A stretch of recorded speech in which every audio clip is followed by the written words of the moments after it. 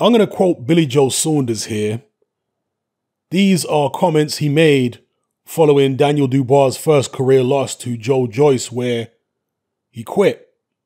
He said, quote, "If my 2 eye sockets were broken, my jaw was broken, my teeth were out, my nose was smashed, my brain was beaten, I was not stopping until I was knocked out or worse. I don't agree with a man taking the knee and letting the ref count him out." End quote. Eek. That's all I can say. Eek. Because Canelo Alvarez forced Billy Joe Saunders to retire on his stool after 8 rounds last night. Where do we start?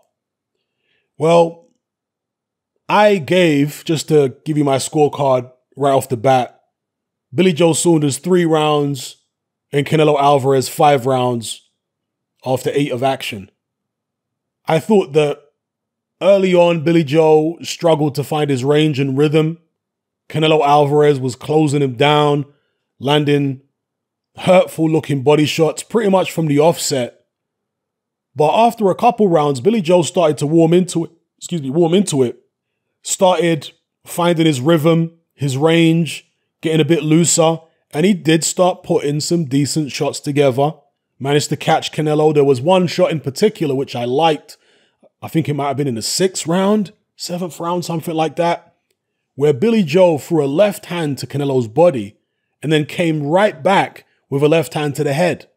Not many fighters do that, where with the same hand, particularly when it's the backhand, with the same hand, they go from body and then up to head or head to body. Mayweather used to do it quite a lot. He'd throw double right hands and stuff like that, usually to the head, but sometimes head and body.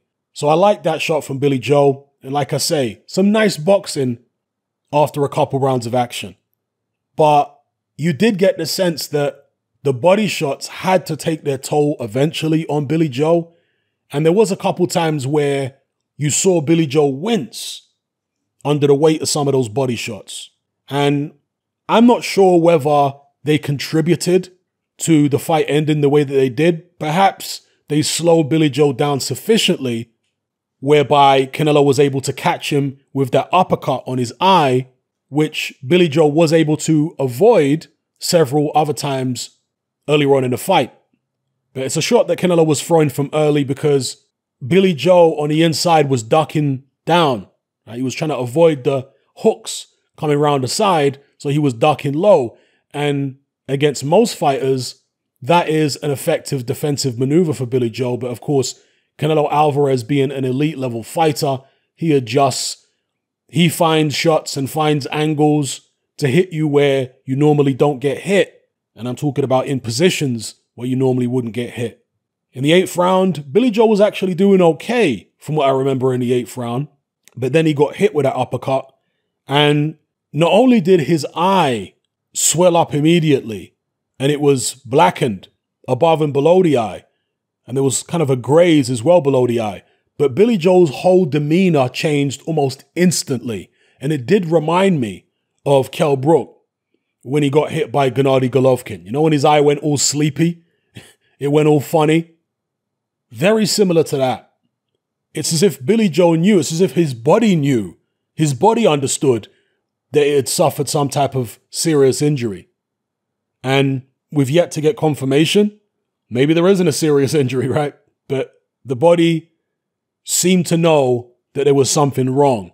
And according to what the commentators were saying, Billy Joe told Mark Tibbs that he couldn't see out of his eye. Now, sometimes, and I've experienced this myself, actually, when I was in secondary school, I was playing football. And sometimes we used to do this thing where we were messing about, where we'd kick the ball as high up in the air as possible and then try and head it when it comes down. And I did that one time and actually lost sight in one of my eyes for a few seconds. I was actually like a bit panicked. I was like, whoa, how come I can't see out my eye?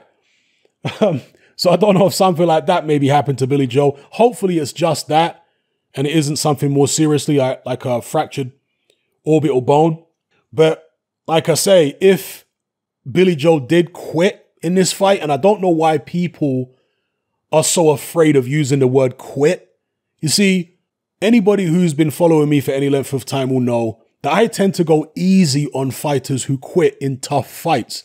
I'm not talking about fighters who come in and get hit with a grazing jab in the first round and then fling themselves on the floor and start rolling around in agony.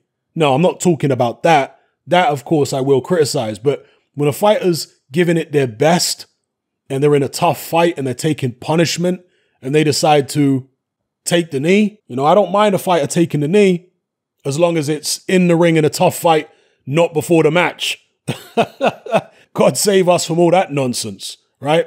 But for fighters in the ring during a tough fight, quits in his corner, takes the knee and doesn't get up, at the end of the day, it's not me taking the punches.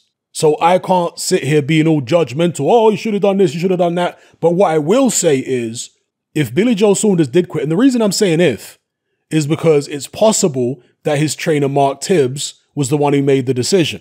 But then again, it could be Mark Tibbs trying to protect his fighter's reputation by taking the rap, saying, oh, I pulled him out of the fight. It wasn't the fighter's decision. But when the decision was made, I didn't see Billy Joe Saunders complaining. That's one thing I will say. So only Billy Joe knows at this point whether he quit or not. And if he did, those words may come back to haunt him. And once again, this is why I don't tend to be very harsh on fighters who quit, because I haven't been in that position, and most of their rivals who criticize them haven't been in that position. Most of the people who are having a go at Daniel Dubois or having a go at Kell Brook, I mean, we know Kell Brook had a fractured eye socket. Dubois, I'm not sure. I haven't seen the x-rays and heard from the doctors and whatever, but with Kell Brook against Golovkin, we know he had a fractured eye socket. And so the fighters who are criticizing or who were criticizing Kell Brook, have they been in that position?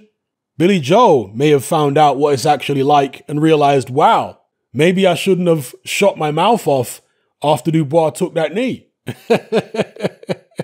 Because it's a bit different when it happens to you. So anyway, I thought it was a solid performance by Canelo Alvarez. He did struggle a little bit with Billy Joe's movement in those middle rounds where Billy Joe was getting a rhythm, establishing his distance and so on. But again, with the tremendously solid body shots that Canelo was landing from early in the fight, perhaps it was inevitable that he was going to pin Billy Joe down at some point and do some serious damage. If it didn't happen in the 8th, perhaps it would have been the 9th, 10th, whatever. So hats off to Canelo. And as far as Billy Joe, well, he's being trolled by Chris Eubank Jr., as you would expect. Eubank Jr. supposedly put on a 10K bet that Canelo would stop Billy Joe.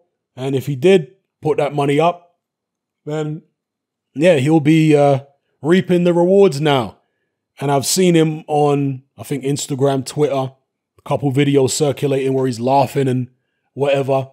Seen some tweets from him, as you would expect. And look, as far as I'm concerned, that's fair game because they are rivals. They have fought and they have been going back and forth, basically berating each other for years.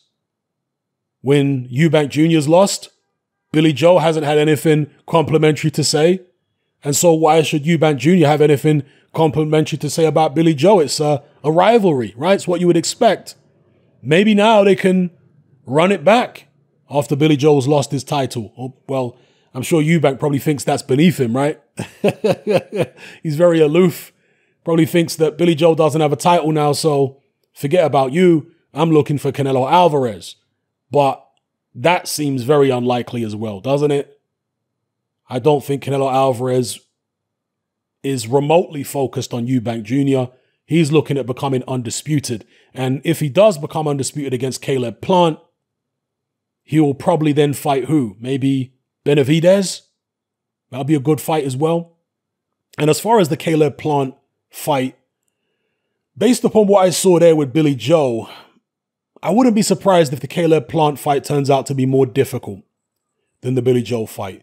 Billy Joe isn't as big as Caleb Plant. I don't think he hits as hard. I don't think he's as fresh. I don't think he's as dedicated. And although Billy Joe looked good in spots, this still wasn't the same Billy Joe who fought David Lemieux several years ago when he was more active.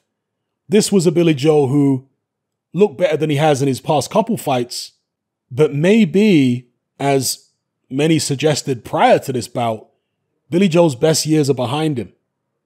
Let me know what you guys think in the comments below. And on a side note, this fight actually broke the record for the largest ever indoor crowd at a boxing event. So hats off to Canelo and Hearn for that. It was great to see. Would have loved to have been there.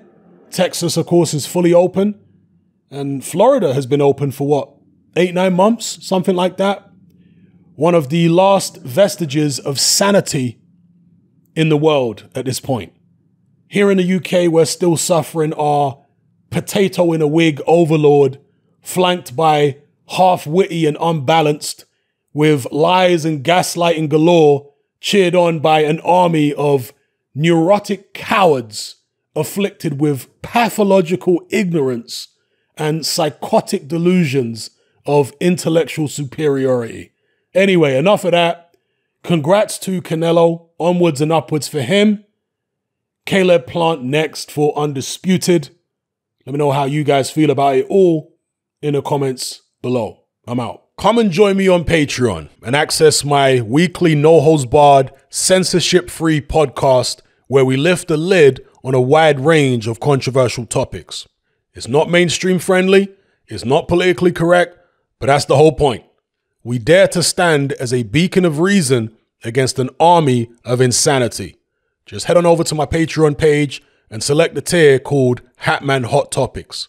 You'll gain access to a minimum of 2 hours of exclusive content every single week, including podcasts, videos, interviews, live stream Q&A sessions, as well as my popular Confessions of a Nightclub Bouncer series. Not to mention a vast back catalog of hundreds of hours of previous episodes. You can listen via the Patreon app with the option to download in high quality MP3. We've also got a Discord server where you can come and chat and hang out with myself and other members. There's no contract, no commitment, and you can cancel at any time. So come and join our community of free and critical thinkers by signing up with me here on Patreon today.